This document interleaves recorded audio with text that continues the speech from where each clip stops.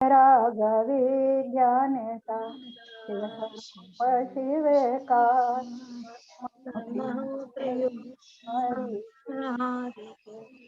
ये छह ढाला का मंगलाचरण है। छह ढाला आज हम शुरू कर रहे हैं।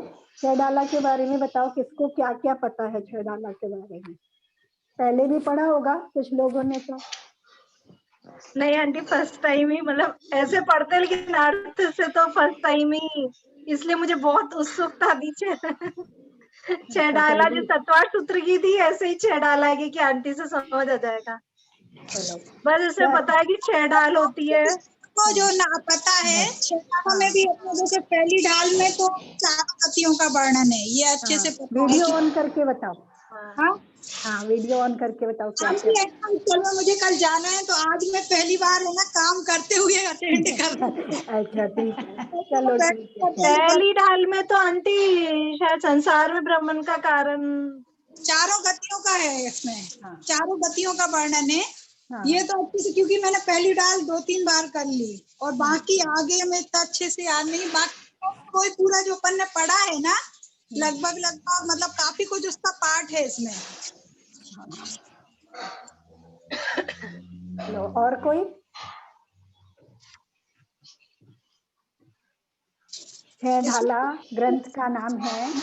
पंडित दौलत राम जी इसके राइटर हैं, है ना? दौलत राम वो रचयिता बता। हाँ, और उन्होंने लास्ट में लिखा भी है, लख बुद्ध जन की भाग, यानी उनसे पहले कोई बुद्धजन नाम के कवि या राइटर हुए होंगे। उनको मैंने नहीं पढ़ी बुद्धजन की, हमारी माँ कहती थी उन्होंने पढ़ी है बुद्धजन की छह डाला। तो उसको देख करके या उसका कोई उनका ग्रंथ होगा, उसके आधार पे उन्होंने इस छह डाला की रचना की है ना? फिर छह डाला में 6 चैप्टर है, 6 पार्ट है, ठीक है। और 6 पार्ट में ढाल जैसे गीत इत्यादि की ढाल, चाल ढाल इत्यादि होती है, ऐसे इसमें 6 के 6 ढालों में अलग अलग प्रकार के छंदों का इस्तेमाल किया गया है। हर एक प्रकार के छंदों में इसकी रचना की गई है, ठीक है। और पहली डाल में चारों, और एक तरह से अगर ये देखा जाए तो ये पूरा का पूरा ध्यान का विषय है। अगर छह डाला में पहले जो होती थी ना, हमारी नानी दादी वगैरह होती थी, उनको छह डाला क्योंकि वो पढ़ना नहीं जानती थी, लेकिन उनको छह डाला तत्लाश ये मुजबानी याद होते थे और उसका भाव उनको समझ में आता था, तो वो आराम से उसका चिंतन कर लेती थी बैठ करके, है ना?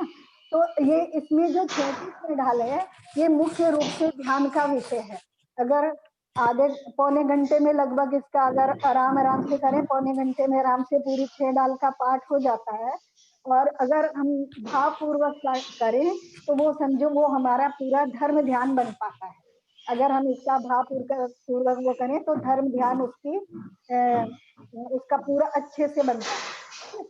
तो पहली डाल में चारों गति के दुखों का वर्णन है ना? तो ये जो हम चीजें पढ़ते हैं तो ये उपाय विचय वगैरह ध्यान के अंतर्गत आ जाता है। उपाय विचय, अपाय विचय, फिर चतुर्गति के पहले दुख बताए हैं, फिर दूसरे ढाल में दुखों का कारण बताया, फिर चारों गतियों के दुखों का कारण क्या है।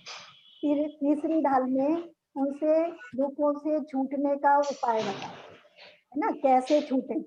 फिर चौथी ढाल में सम्यक ज्ञान और देश संयम का वर्णन है, क्योंकि तीसरी ढाल में बता दिया कि जो छूटने के उपाय हैं वो सम्यक दर्शन, सम्यक ज्ञान और सम्यक चारित्र हैं। तो चौथी ढाल में जो है, चौथी ढाल में सम्यक ज्ञान और देश संयम का वर्णन किया है।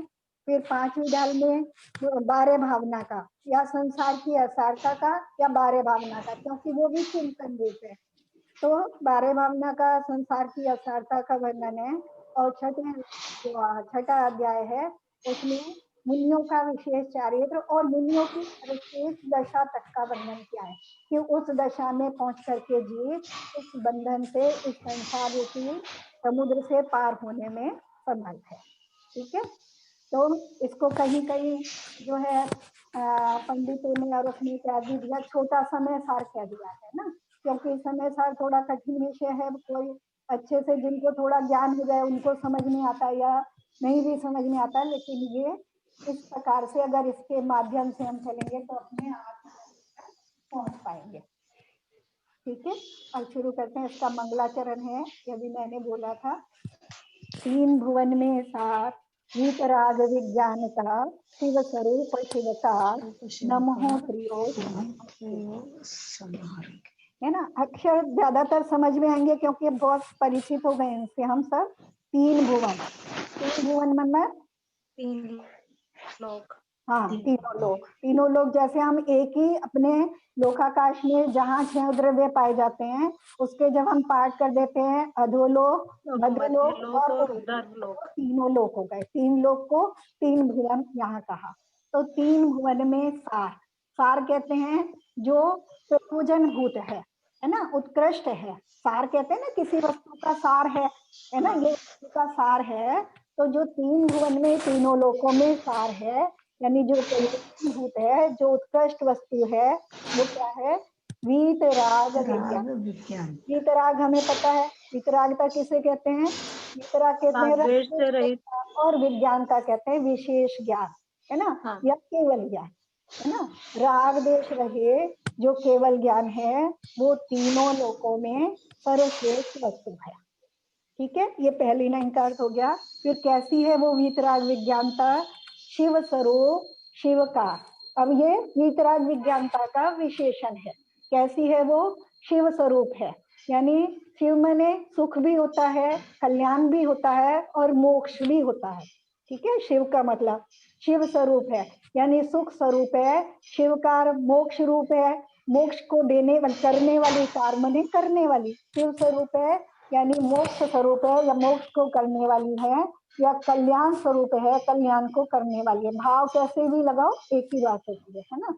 नमो त्रियोग समाओ, उसे मैं नमस्कार करता हूँ। किसे नमस्कार कर रहे हैं?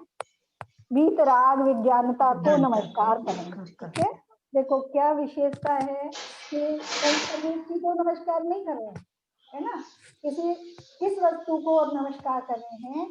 वीतराग विज्ञानता को नमस्कार कर रहे हैं। तो वीतराग विज्ञानता में किसको नमस्कार हुआ? जो वीतराग विज्ञानता से सहित है उन सबको नमस्कार दिया। ठीक है, चाहे वो कोई भी हो, चाहे श्रावक है, चाहे मुनि है, चाहे अरहंत है, सिद्ध है, या मैं स्वरूप वीतराग विज्ञान स्वरूप हो रहा हूँ, तो मेरे लिए भी नमस्कार। ठीक है, तो वीतराग विज्ञानता को नमस्कार कर रहे हैं क्योंकि एकमात्र उपाय वही है, पंचपरमेश्वरी उपाय नहीं है। क्या उपाय है?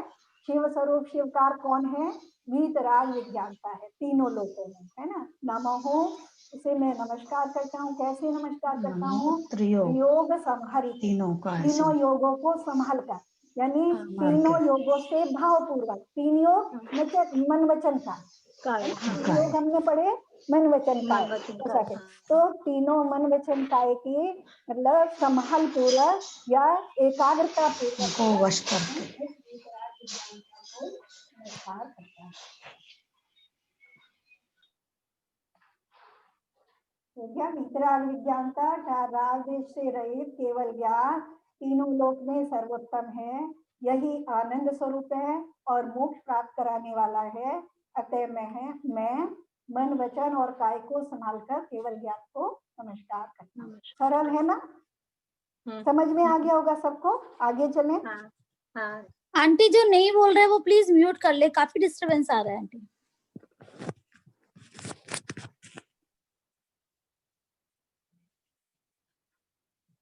हाँ ठीक है, चलें। दूसरा वो है दोहा। ये त्रिभुवन में जीव अनंत, सुख चाहे दुख ते भयवन, ताते दुख हारी सुख का, कहे सीख गुरु करुणाधा। है अब जो ये ग्रंथ है इसकी रचना का उद्देश्य बता रहे हैं, है ना। इस जो क्या कहेंगे इसे, दोहे में, है ना, इस दोहे में ग्रंथकार क्या बता रहे हैं कि इसकी रचना क्यों की गई, है ना। पहले तो मंगलाचरण कर लिया, अब रचना का उद्देश्य बता। जे त्रिभुवन में, 3 भुवन हमने ऊपर पढ़ लिया। त्रि मने भी 3 होता है, त्रि संस्कृत का शब्द है, 3 हिंदी का शब्द है। तो तीनों लोकों में जीव अनंत, जीव कितने हैं? अनंत। जीव द्रव्य की बात हो रही है ना, वो किसी भी अवस्था में हो अनंत है। अनंत किसे कहते हैं? जिसका कोई अंत नहीं। हाँ, इसको हम कैसे समझेंगे, कैसे परिभाषित करेंगे अनंत को? अनंत को ऐसे का जो जैसे है और व्यय होए जा रहा है, फिर भी उसमें कोई कमी नहीं आ रही, तो फिर वो अनंत है। हाँ, बिल्कुल ठीक है। काउंटलेस जिसको बोल सकते हैं, हैं? काउंटलेस जिसको कह सकते हैं, मतलब जिसका हाँ, कोई अंत नहीं काउंटलेस उसका नहीं, देखो काउंटलेस में तो असंख्यात भी आ अंत। जाता है हाँ जी, हाँ है ना। काउंटलेस कहेंगे असंख्यात को। अनंत को ऐसे हम उदाहरण से समझें अंत कि नहीं हो। हाँ, जिसका अंत नहीं होता। जैसे समझें कि एक बर्तन है, एक घड़ा है, उसमें कोई चीज भरी है ना। अभी हम उसमें कोई नई नहीं डाल रहे हैं, जो चीज उसमें भरी है उसमें और नहीं डाली जा रही है, लेकिन हम उसमें से निकालते रहे निकालते रहे निकालते रहे, लेकिन वो कभी खत्म ना हो। ठीक है, मतलब जिसमें आय नहीं है लेकिन व्यय निरंतर हो रहा है, लेकिन फिर भी वो खत्म ना हो, उसे अनंत कहते हैं। जैसे बहुत सारी चीजें, मान लो सूरज है ना। सूरज का जो प्रकाश है, मान लो सूर्य को हमने माना कि वो अनादि, क्योंकि हम सभी द्रव्यों को मानते हैं ना, 6 के 6 द्रव्य जो हैं वो अनादि अनंत है। तो सूरज का जो प्रकाश है उसमें कोई प्रकाश की कोई पूर्ति नहीं कर रहा है, उसमें कोई नया प्रकाश नहीं डाला जा रहा है, लेकिन फिर भी उसमें से प्रकाश निरंतर निरंतर निरंतर निकलता रहता है। या किसी रत्न है, उसमें से किरणें निकल रही हैं, तो जब तक वो रत्न है उसमें से किरणें निकलती रहेंगी, उसमें कोई नई आय नहीं हो रही है, बराबर किरणें निकल रही हैं, लेकिन उसका जो प्रकाश है, जो उसका ताप है, वो समाप्त नहीं हो रहा है। तो जो चीज बराबर व्यय होती रहे, यानी बराबर तो यहाँ जीव अनंत, तो जीव अनंत है। संसारी जीव हैं, वो मोक्ष जाते जा रहे हैं, लेकिन उसके बाद भी, सिद्ध होने के बाद भी जीव संसार में कभी जीवों की समाप्ति नहीं होगी। तो तीनों लोकों में जीव अनंत है। और क्या है? सुख चाहे दुख ते भयवन। सभी जीव है ना, संसारी जीवों की बात हो रही है। सुख चाहे, सुख को चाहते हैं, सभी जीव सुखी होना चाहते हैं, और दुख ते भयवन, दुख से भयभीत होते हैं, दुख से डरते हैं। ठीक है, सभी जीव सुख चाहते हैं और दुख से डरते हैं। ताते, ताते मतलब इसलिए, दुख हारी सुख का, दुख का हरण करने वाली, दुख को दूर करने वाली, और सुखकार, सुख को करने वाली, कहे सीख गुरु करुणाधार। कहते हैं, क्या कहते हैं? सीख, सीख मतलब शिक्षा। कौन शिक्षा देते हैं? गुरु। गुरु शिक्षा दे रहे हैं। कैसे शिक्षा दे रहे हैं? करुणाधार, करुणावंत होकर के। गुरु जो है उस दुख को दूर करने वाली और सुख को करने वाली शिक्षा को करुणावंत होकर के दे रहे हैं। सब शब्दों के समझ में आ गए ना, कोई भी कठिन शब्द नहीं है। तीन भुवन में जो अनंत जीव हैं वे सुख चाहते हैं और दुख से भयभीत हैं, इसलिए जो गुरु हैं करुणा करके, हृदय में करुणा धारण करके दुख को दूर करने वाली और सुख करने वाली शिक्षा को कह रहे हैं या दे रहे हैं, कहते हैं। तो इसलिए इस ग्रंथ में क्या है? दुख को दूर करने वाली और सुख को करने वाली शिक्षा दी जाने वाली है। ठीक है, तीन लोक में जो अनंत जीव हैं वे सभी सुख चाहते हैं, दुख से भयभीत हैं, इसलिए निर्ग्रंथ गुरु ने करुणा से द्रवीभूत होकर दुखी जीवों को ऐसा उपदेश दिया है जो दुख को दूर करने वाला है और सच्चे आत्म सुख को देने वाला है। अब कह रहे हैं गुरु शिक्षा सुनने का उपदेश और संसार में भ्रमण का कारण। दो चीजें बता रहे हैं। पहली लाइन में बता रहे हैं कि गुरु जो शिक्षा दे रहे हैं, अगर तुम सुखी होना चाहते हो तो उसको जो है ध्यान पूर्वक सुनो। पहली पंक्ति में ये बता रहे हैं, और दूसरी पंक्ति में बता रहे हैं कि संसार में जो हम भ्रमण कर रहे हैं अनादिकाल से, उस भ्रमण का कारण क्या है। ताहि सुनो भवी मन तेरे आन, जो चाहो अपनो कल्याण, मोह माया मद पियो अनाथ, भूले आपको मर्म तेवाद। ताही, ताही यानी उस शिक्षा को, ताही की बात, ताही मतलब उस शिक्षा को सुनो, है ना, सुनो। भवि, भवि हे भव्य जीव, यानी जो गुरु की शिक्षा को ध्यान पूर्वक सुनना चाह रहा है तो उसे आचार्य भव्य जीव की उपाधि दे रहे हैं कि वो भव्य जीव है।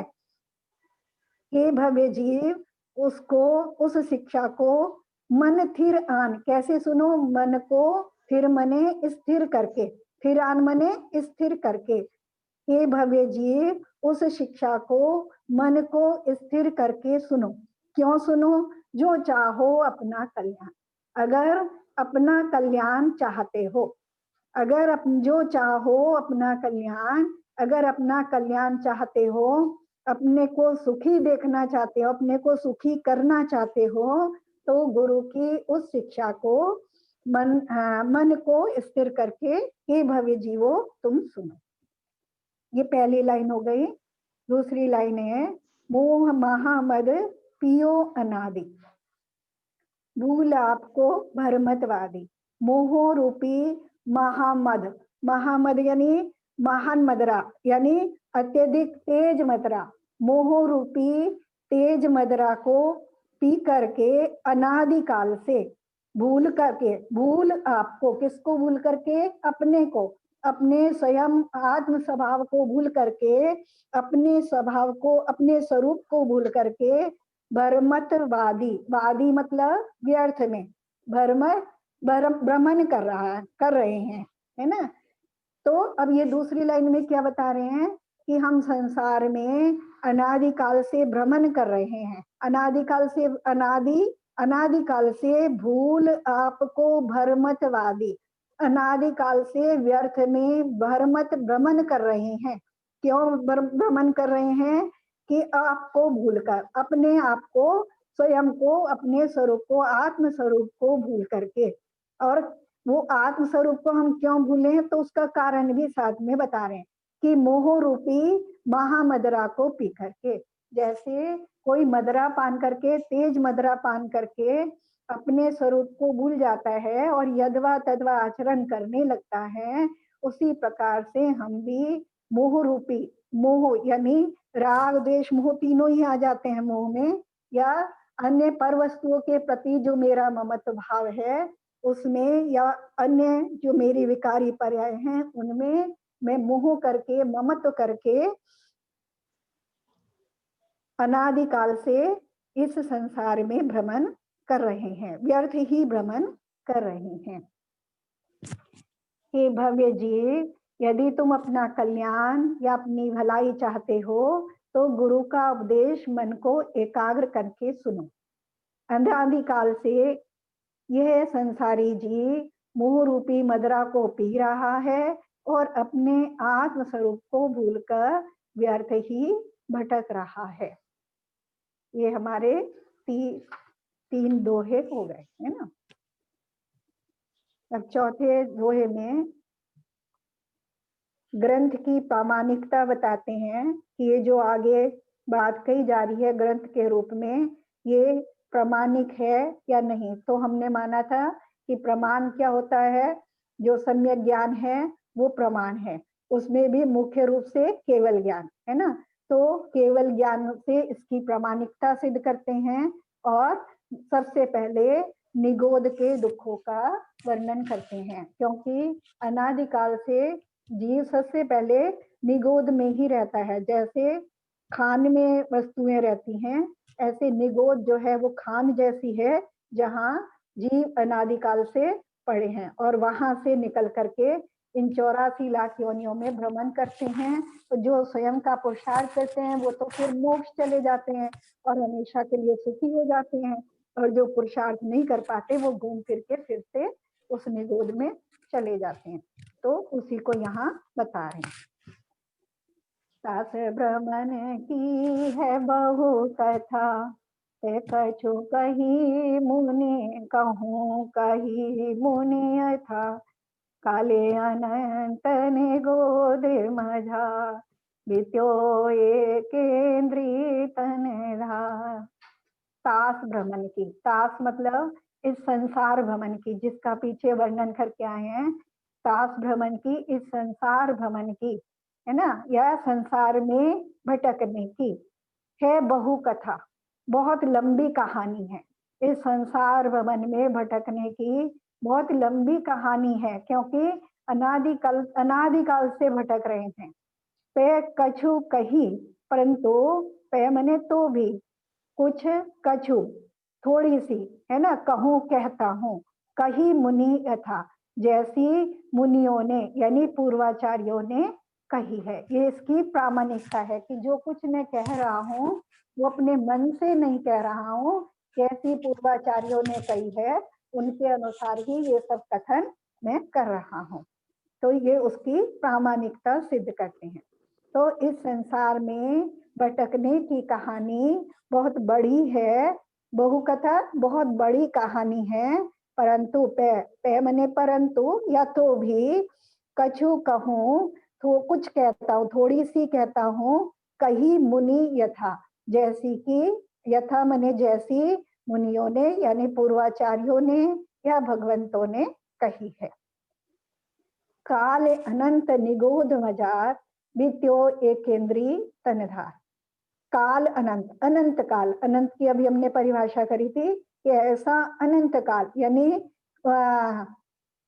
अनंत काल हो गया, उसकी कोई काउंटिंग ही नहीं है, काउंटलेस असंख्यात काल भी मान सकते हैं, लेकिन काल जो, क्योंकि सभी द्रव्य अनंत है और काल द्रव्य भी उसकी अपेक्षा से असंख्यात है काउंटिंग की, लेकिन अपनी पर्यायों की अपेक्षा से अनंत है। तो हर जीव का काल जो है, क्योंकि जीव प्रति समय परिणमन करता है, तो उस अपेक्षा से अनंत ही है, वो कभी समाप्त नहीं होने वाला। तो काल अनंत निगोद मझार, निगोद में, निगोद मझार, निगोद में, मझार मतलब में, निगोद में अनंत काल बीत्यो, अनंत काल बीत गया। कैसा? एक इंद्रिय तनधार, एक इंद्रिय शरीर को धारण करते हुए, एक इंद्रिय तनधार, एक इंद्रिय शरीर धारण करके अनंत काल पूर्ण हुआ, बीत्यो बीत गया, पूर्ण हो गया। तो ये निगोद की बात कर रहे हैं। निगोद के दुख भी आगे अगली श्लोक में वही बताने वाले हैं। तो हम अनंत काल तक कहाँ रहे? निगोद में रहे। और किस अवस्था में रहे? एक इंद्रिय अवस्था में। एक इंद्रिय में कौन सा इंद्रिय होती है? मात्र स्पर्श इंद्रिय, मात्र शरीर होता है ना। जितने स्थावर काय के जीव हैं, तो निगोद के जीव जो हैं वो वनस्पति काय के अंतर्गत आते हैं। उसमें भी साधारण वनस्पति के अंतर्गत आते हैं, है ना। वनस्पति हमने जीव पढ़े थे ना, एक इंद्रिय वाले। तो एक इंद्रिय जीव में जो निगोदिया जीव हैं वो साधारण वनस्पति के अंतर्गत आते हैं, एक इंद्रिय होती है, और आगे भी उसका वर्णन कर रहे हैं। इस जीव के संसार में भटकने की बहुत लंबी कहानी है, तो भी कुछ जैसी पूर्व में मुनिजनों ने कही है वैसी ही मैं कहता हूँ। इस जीव ने निगोद में एक इंद्रिय का शरीर धारण करके अनंत काल बिताया है। अब निगोद के दुखों के बारे में थोड़ा सा बता रहे हैं एक लाइन में, और फिर वहां से निकलने का क्रम बता रहे हैं कि वहां से जीव कैसे निकलता है। एक श्वास में 8-10 बार जन्म्यो मरियो भरियो दुख भार, नित्य भूमि जल पावक भयो, पवन प्रत्येक वनस्पति।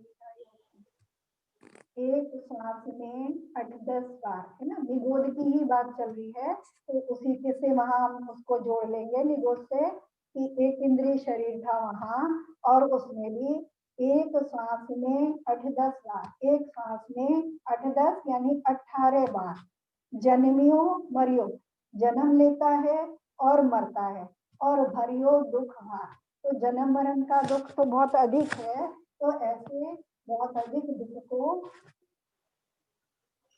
सहता रहता है ना। वहां दुख को सहा कैसे? एक श्वास में 8-10 बार। और श्वास जो है उसे कहते हैं कि ये जो हम जो सांस ले रहे हैं उसकी बात नहीं है, जो नाड़ी की गति होती है उसको श्वास कहा है ना, आगे उसको बता भी रही है।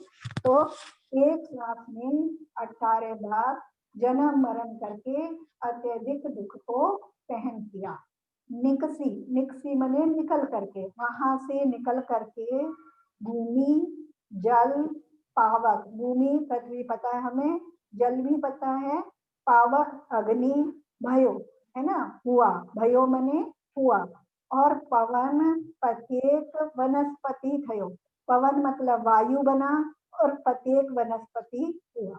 वहां तक तो साधारण वनस्पति था और वहां से निकल करके साधारण वनस्पति के बाद फिर क्या जो है वनस्पति में ही एक प्रत्येक वनस्पति रूप भी हुआ। तो वहां से निकल करके निगोद से, निगोद में एक श्वास में 18 बार जन्म मरण करके अत्यधिक दुखों को सहन किया और वहां से निकल करके फिर क्रम बताया कि वहां से निकल करके पृथ्वी का एक जीव बना, फिर जल का एक जीव बना, फिर अग्नि का एक जीव बना, फिर वायु का एक जीव बना और फिर प्रत्येक वनस्पति रूप जीव के शरीर को धारण किया। अगर कहीं से कोई शब्द समझ में नहीं आए या कुछ पूछना हो तो पूछ लेना बीच में, है ना, कोई दिक्कत नहीं है। निगोद में यह जीव एक श्वास है ना, एक श्वास बता रहे, एक मुहूर्त जो 2 घड़ी अर्थात 48 मिनट का होता है और जिसके 3773 श्वास होते हैं, यानी 48 मिनट में 3773 श्वास होते हैं। उनमें यह जीव 66,336 बार जन्म मरण करता है। निगोदिया जीव के जन्म मरण को बताया कि 48 मिनट में हो गया, फिर 66,336 बार जन्म मरण है ना।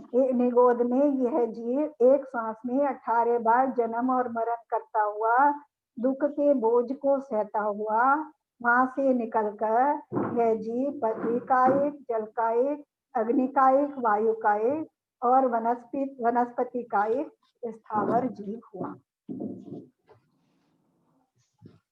ऐसे 5 तरह के, यानी फिर वहां से निकल करके ही सबसे पहले मुख्य रूप से एक इंद्रिय पर्यायों को ही धारण करता है। आगे फिर उसके बाद वहां से आगे, क्योंकि चारों गति के दुख बता रहे हैं तो अब एक इंद्रिय से आगे 2-3 इंद्रिय की या त्रस पर्याय की बात करते हैं। दुर्लभ लई जो चिंतामणि, क्यों पर्याय लई त्रस तनि, लट पीपले अली आदि शरीर, धर धर मरियो सही बहुपी। जो चिंतामणि, दुर्लभ लही जो चिंतामणि, जैसे चिंतामणि रत्न कठिनता से प्राप्त होता है। दुर्लभ मतलब कठिनता से, लही मने प्राप्त होता है ना। इसकी तो हम कल्पना कर सकते हैं ना कि चिंतामणि रत्न कठिनता से, कितनी कठिनता से प्राप्त होता होगा, है ना। अपनी हम त्रस पर्याय की कठिनता हमें नहीं भाषित होती, क्योंकि अब हम जहाँ हम पहुंच रहे हैं, जहाँ हमारा ज्ञान पहुंच गया है, ज्ञान का ऑप्शन जैसा हो गया है, वहां में अपनी पर्याय की दुर्लभता भले ही भाषित न हो, लेकिन क्योंकि हमें ऐसी कल्पना से कि ऐसा चिंतामणि, हमें लगता नहीं कि ऐसा चिंतामणि नाम का रत्न भी कोई होता होगा। तो उसी के उदाहरण दे रहे हैं कि जैसे चिंतामणि रत्न कठिनता से प्राप्त होता है या उसको प्राप्त करना अत्यधिक कठिन है, वैसे ही, क्यों मने वैसे ही, पर्याय लगी त्रस तनि, त्रस की, त्रस तनि यानी त्रस के तन रूप, शरीर रूप, त्रस के शरीर रूप पर्याय का कठिनता से, दुर्लभ है ना, लगी, वैसे ही कठिनता से प्राप्त होती है। एक इंद्री से निकल करके 2 इंद्री होना उतना ही कठिन है जैसे चिंतामणि रत्न को प्राप्त करना। दुर्लभ लगी जो चिंतामणि, क्यों पर्याय लगी त्रस्तनि, जिस प्रकार चिंतामणि रत्न को प्राप्त करना अत्यधिक कठिन है, उसी प्रकार से, क्यों मने उसी प्रकार से, त्रस्त के शरीर को पर्याय को धारण करना, स्थावर पर्याय को छोड़कर त्रस पर्याय रूप शरीर को, स्थिति को धारण करना उतना ही कठिन है। लट, पेपल, पीपल अली आदि शरीर, है ना। लट कहते हैं जो वो रेंगने वाले छोटे छोटे कीड़े होते हैं, और पीपल चींटी, यानी लट 2 इंद्रियां होती हैं जो अपने ये दालों वालों में भी हो जाती है ना वो, और पीपल चींटी जो 3 इंद्रिय शरीर है, और अली भंवरा मक्खी मच्छर इत्यादि ये सब 4 इंद्रिय शरीर है। तो लट पीपल अली आदि शरीर इत्यादि के शरीरों को, इत्यादि लगा दिया, यानी इन 2 3 4 पर्याय 4 इंद्रिय पर्यायों में रहने वाले जितनी भी जीव राशि है, इत्यादि के शरीरों को, आदि यानी इत्यादि के शरीर मने शरीरों को, धर धर यानी धारण कर करके, मरियो बहुत बार मरा, और सही बहुपीर और बहुत अधिक पीड़ा को सहन किया। सही बहु पीर, पीर मने पीड़ा, है ना, बहुत अधिक पीड़ा को सहन किया। लट पीपल आदि शरीरों को बार बार धारण करके, धर धर यानी बार बार धारण करके, मरियो मरा, और बहु पीर बहुत अधिक पीड़ा को सहन किया।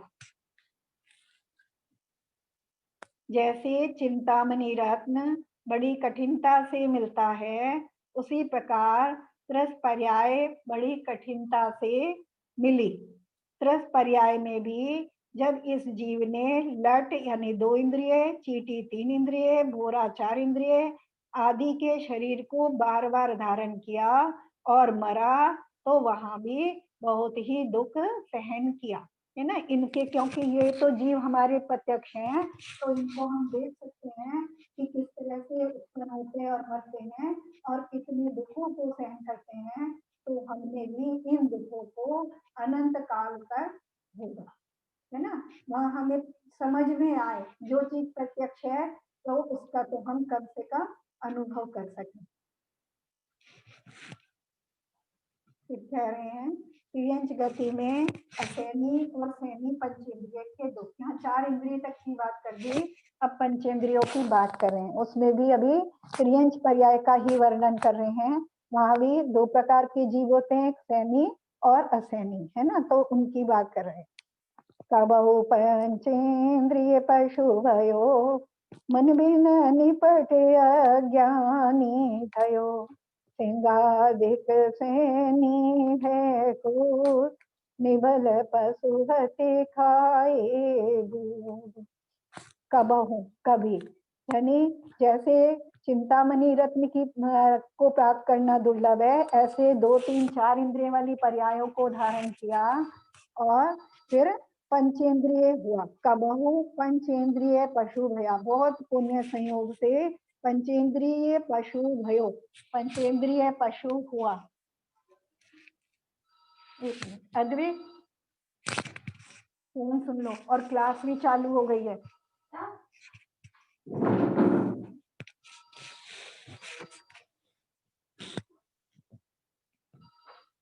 ना, कबहु जब कभी पंचेंद्रिय पचेंद्रिय पशु हुआ, मन बिन निपट अज्ञानी थयो। कैसा हुआ? असैनी पंचेंद्रिय हुआ। असैनी पंचेंद्रिय हुआ यानी मन नहीं था। मन नहीं था तो ज्ञान, मन के बिना ज्ञान जो अपने प्रयोजन भूत वस्तु है उसको धारण करने में असमर्थ होता है, शिक्षा को ग्रहण करने में असमर्थ होता है, तो मन के बिना अत्यंत मूर्ख हुआ, है ना। तो पहले तो एक बात ये हो गई कि किसी तरह से पंचेंद्रिय हो गया तो भी असैनी हुआ। तो कभी पंचेंद्रिय पशु हुआ तो भी मन के बिना निपट अज्ञानी भयो। निपट यानी पूर्ण, बहुत ज्यादा, पूर्णतः अज्ञानी हुआ, मूर्ख हुआ, अत्यंत। निपट मतलब अत्यंत मूर्ख हुआ। और सिंहाधिक सैनी है क्रूर, और सैनी हुआ, है ना, मन सहित हुआ तो सिंहाधिक होकर के, क्रूर पशु होकर के, है ना, सिंह आदि क्रूर जीव होकर के, निबल पशु हति खाए फूल, निर्बल पशुओं को हति मने मार करके, बहुत बहुत कमजोर बहुत पशुओं को खाया, है ना। निर्बल, निर्बल मने जो बल रही है, बलहीन है, ऐसे बहुत सारे दूर बने, बहुत अधिक पशुओं को हति खाए, मार करके खाया। ऐसे लगा लेंगे इसको। आगे पीछे करके शब्दों का अर्थ दो ही में लग जाता है। तो सब हम पढ़े लिखे हैं तो हम सबको समझ में आता है, हिंदी तो सभी ने पढ़ी है ना। फिर से कर लेते हैं बात। कवि पंचेंद्रिय पशु भयो, मन बिन निपट अज्ञानी भयो। कवि पंचेंद्रिय पशु हुआ, भयो मने हुआ, मन बिन तो कैसा हुआ, मन के बिना कैसा हुआ, निपट यानी अत्यंत, अज्ञानी भयो अज्ञानी हुआ, भयो हुआ।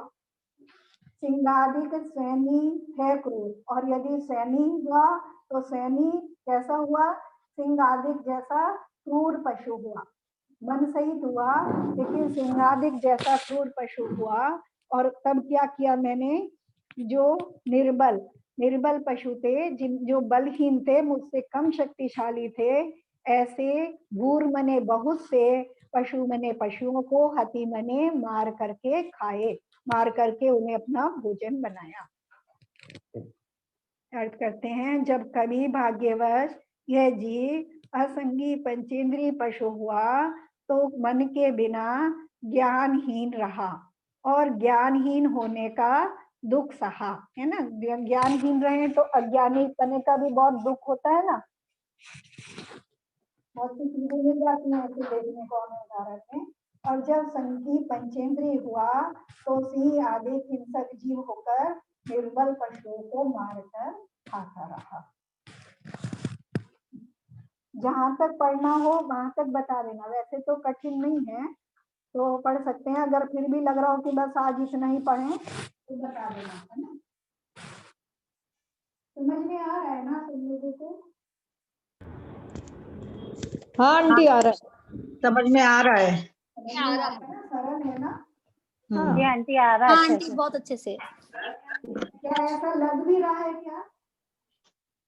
हाँ आंटी बहुत महसूस कर रहे हैं आंटी कि किस तरह से गतियों में घूम रहे हैं और किस तरह से एक केंद्रीय से मतलब आगे बढ़ते बढ़ते किस किस तरह से दुख मिलता है ना। तो बहुत वो लगता है। मैं तो कभी कभी पाठ करती थी, कभी कभी पढ़ती थी तो रोती रहती थी जितनी देर पढ़ती थी। आंटी ये मैं पूछ रही थी कि जो निगोद का जो दुख है वो एकेंद्रीय जीव का ही बताया ना, उसके बाद उनका क्रम चल रहा है ना हमारा आगे कि हम किस तरह से फिर 2 इंद्रिय 3 इंद्रिय और 4 इंद्रिय का आया। हाँ थोड़ा सा अंतर है। जो निगोदिया जीव हैं वो साधारण वनस्पति हैं, लेकिन उनके दुख जो है बाकी एक इंद्रियों की अपेक्षा बहुत ज्यादा है। क्योंकि जो बाकी स्थावर का है, त्रस का है, ये स्थावर का है, जल का है, वायु का है, अग्नि का है इत्यादि जीव हैं, इनका एक सांस में 18 बार नहीं होता है। जैसे अंतर्मुहूर्त उनका कम से कम का समय है तो अंतर्मुहूर्त भी उससे काफी बड़ा होता है। मतलब इतना जल्दी जल्दी जन्म मरण नहीं होता। और उत्कृष्ट आयु भी सबसे कम अग्निकाय जीव की है, 2-3 दिन की आयु है। तो पृथ्वी का आयु वगैरह की तो बहुत आयु, तो वहां इतना जल्दी जन्म मरण नहीं होता और उनके दुख जो है निगोदिया जीवों की अपेक्षा कम होते हैं। अच्छा है ना, तो इसलिए उनको अलग कर दिया निगोदिया जीवों। यानी निगोदिया जीव के दुख जो हैं सबसे ज्यादा होते हैं और वहां से निकलना भी बहुत कठिन होता है। बाकी ऊपर की पर्यायों में आकर के तो जीव फिर बाहर निकलता ही। अगर एक बार निगोद से निकल गया, निगोद से नहीं निकला बस तब तक ही मुश्किल है। निगोद से निकल करके अगर किसी स्थावर पर्याय में भी आ गया तो फिर वो 2000 सागर तक, फिर उसके बाद वो त्रस पर्याय में आएगा ही आएगा और 2000 सागर तक फिर यहाँ रहता है। इस बीच में उसने अपना कल्याण कर लिया तो मोक्ष जा सकता है। लेकिन जब तक निगोद से निकला नहीं है तब तक तो मनुष्य हो नहीं सकता है, और मनुष्य भी नहीं हो सकता तो मोक्ष भी नहीं जा सकता है। आंटी जैसे हाँ हाँ ठीक है पूछो। निगोद से निकलना कठिन है। देखो अभी तक निगोद से निकल करके कितने अनंत जीव सिद्ध बन गए, और हम भी निगोद से निकल करके यहाँ तक पहुंच गए इन 84 लाख योनियों में घूमते हुए। लेकिन अभी भी कितने अनंत अनंत जीव निगोद नहीं पड़े, वो कभी जीव वहां से निकले ही नहीं है अभी तक। ऐसे भी जीव हैं। तो अगर ऐसी कल्पना करो तो तब कब कभी आती है ऐसा सोच कर। वो क्यों नहीं निकल पा रहे हो रहे हैं? इतना भयानक लग रहा है, रोंग पे खड़े हो रहे हैं। हाँ बहुत भयानक ही है। वो क्यों नहीं निकल पा रहे जैसे वो? हाँ देखो मुख्य चीज तो क्या है? हाँ, भाव ही है ना? भाव है मैन। हाँ, जीव के ऐसे भाव होना, तो हमने तो अभी अपने भावों को हर समय ट्रैप करना चाहिए, है ना, कि कैसे भाव हो रहे हैं। तो अब ये पढ़ करके जब हम पढ़ेंगे कि हमने कैसे कैसे भाव किए और किस कारण से हम इन गतियों में घूम करके यहाँ तक आए, तो फिर लगेगा कि हमने कितने उत्कृष्ट कोटि के भाव किए होंगे जो हम यहाँ तक आए। और अब मेरे से एक समय भी ऐसी गलती ना हो जाए कि मैं यहाँ से नीचे पहुंच जाऊं, है ना। ऐसे खाली क्रोध ही नहीं, क्रोध तो दिखाई देता है और क्रोध अपने को समझ में भी आता है, लेकिन जो अपने को समझ में नहीं आती, जो मुख्य कषाय ये हैं, क्रोध समझ में आता है, बाहर वाले को भी अपने को भी समझ में आता है क्रोध आ रहा है, लेकिन अंदर में जो हमारे मान कसाय मायाचारी लोग जो चलते रहते हैं, उन्हें पहचानना बहुत कठिन होता है। तो हम अपने इन भावों को पहचाने और ऐसे जो हमने संस्कार डाल रखे हैं, उन संस्कारों को तोड़ने के लिए बहुत पूरी हमें पुरुषार्थ करना पड़ेगा, है ना। तो बहुत पुरुषार्थ करके, ताकि हम इससे नीचे ना जाए। मोक्ष मार्ग में निरंतर बढ़ने का पुरुषार्थ अगर करना है, तो मनुष्य पर्याय उत्कृष्ट पर्याय बनी रहनी चाहिए। संगी पंचेंद्री हमारा संगी पंचेंद्रीपना बना रहना चाहिए, तभी हम ऐसा पुरुषार्थ कर पाएंगे। असंगी पंचेंद्री तक तो मोक्ष को आप पुरुषार्थ ही नहीं कर सकते।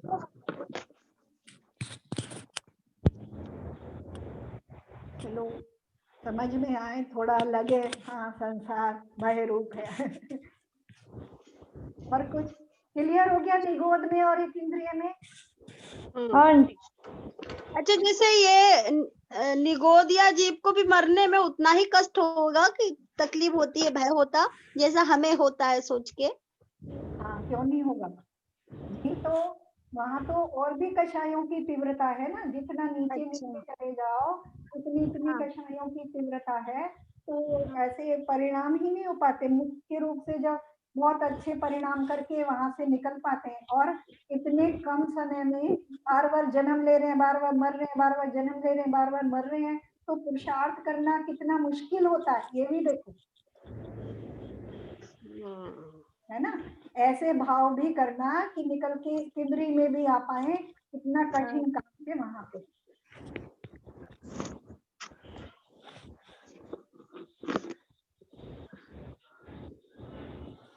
चले आगे।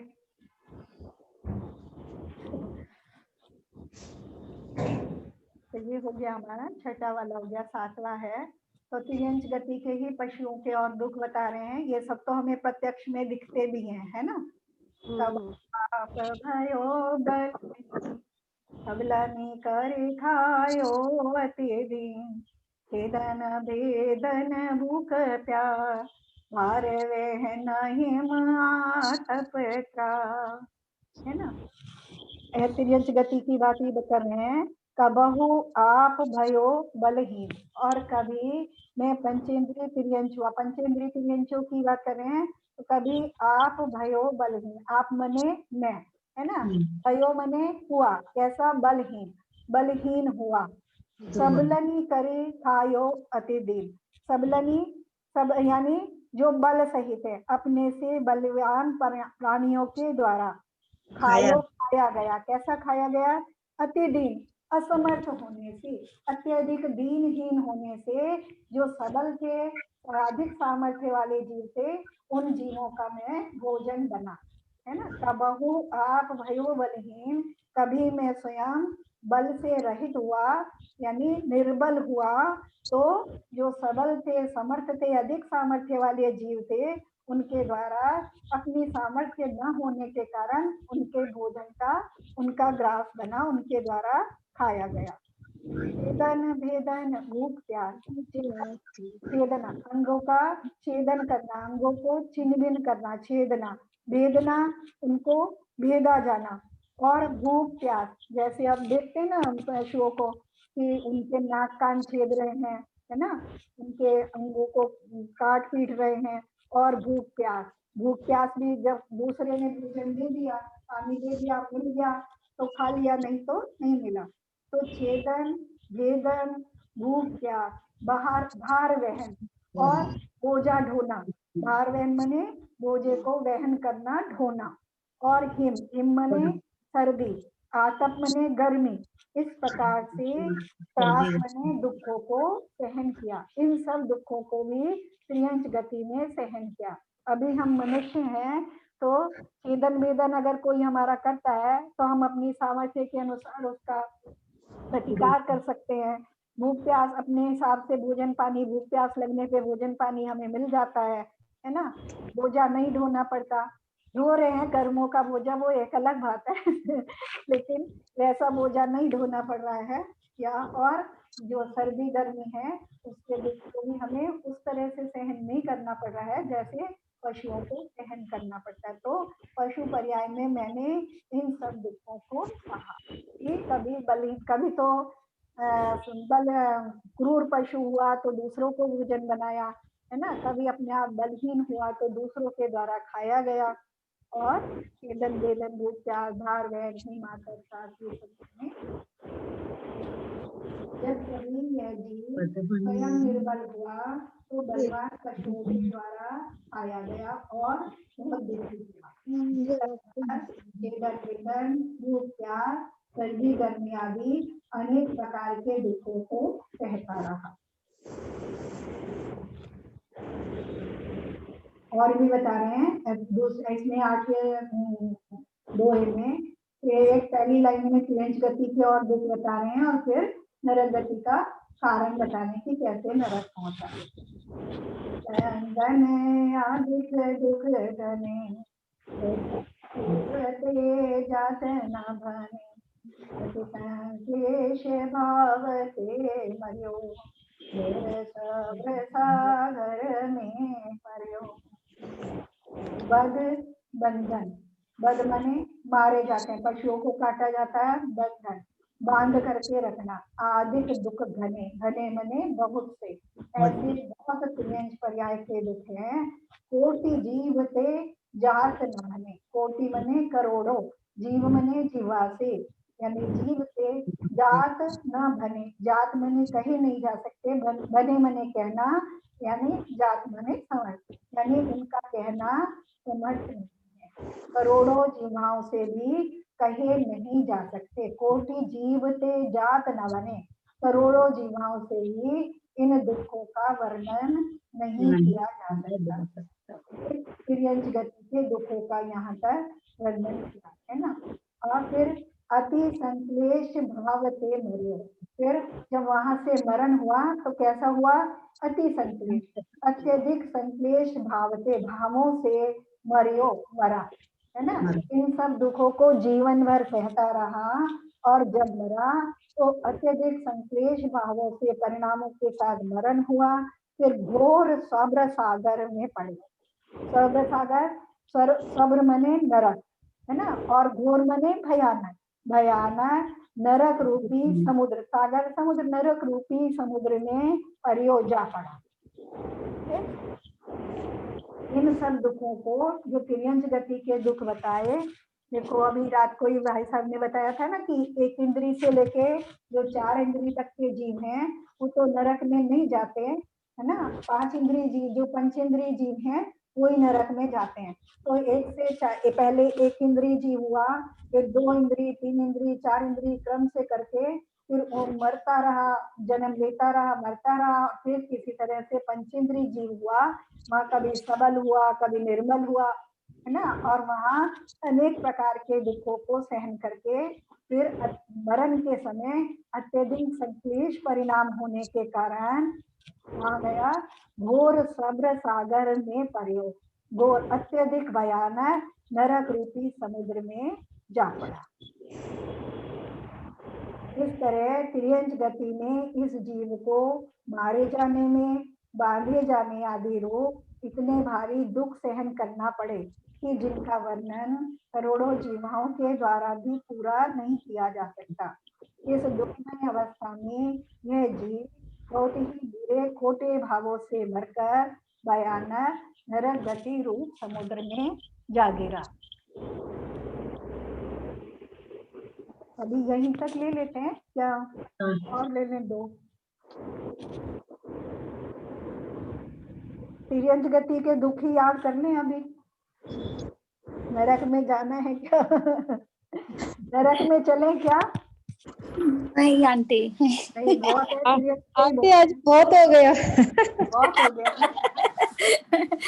आंटी ये पूछ रही थी, तो मतलब हमें तो ये जो मनुष्य जीवन मिला है ये तो बहुत ही मुश्किल से मिला। मतलब हम सब कितने पुण्यवानी होंगे कि आज हम सब मतलब जितने जो भी गैदरिंग है या जो कुछ भी है अपन, तो कितनी मुश्किल से हम लोगों ने छेदन भेदन कर करके हम यहाँ तक पहुंचे हैं। नहीं, कल्पना ही नहीं कर सकते हम, कल्पना है नहीं आंटी? कर सकते कि कैसे मिला।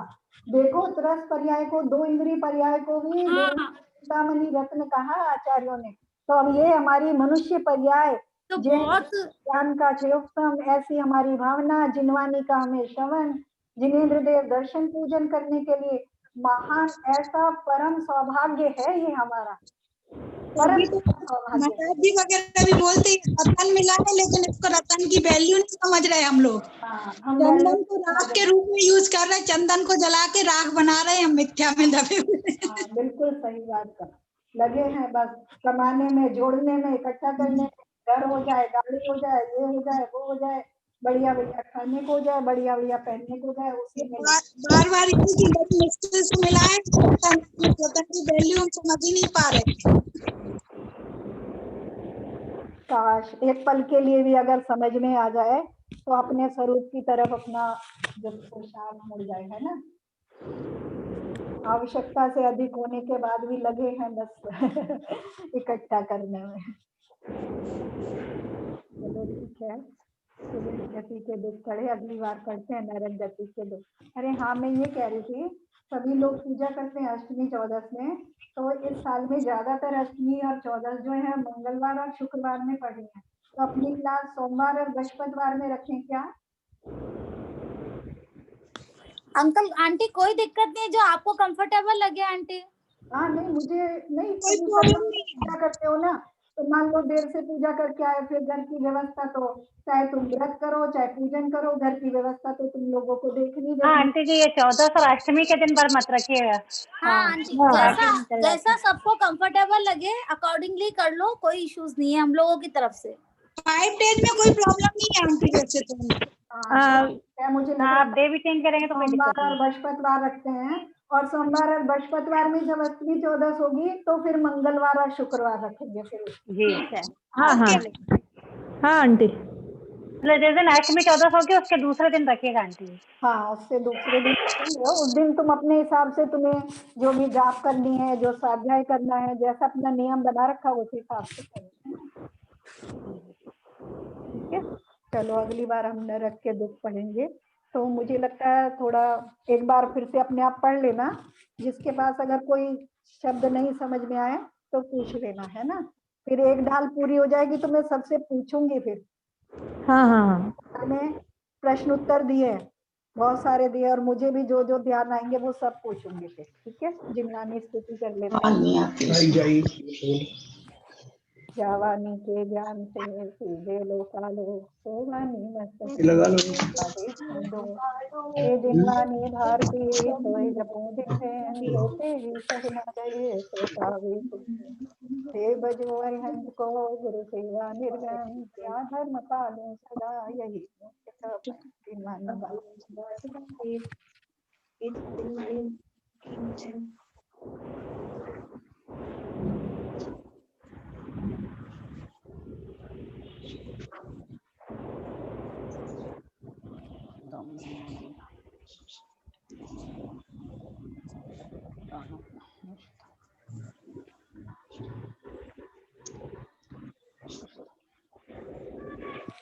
सबको जय जिनेन्द्र। जय जिनेन्द्र सबको, जय जय जिनेन्द्र, जय जिनेन्द्र, सबको जय जिनेन्द्र। सभी को जय जिनेन्द्र।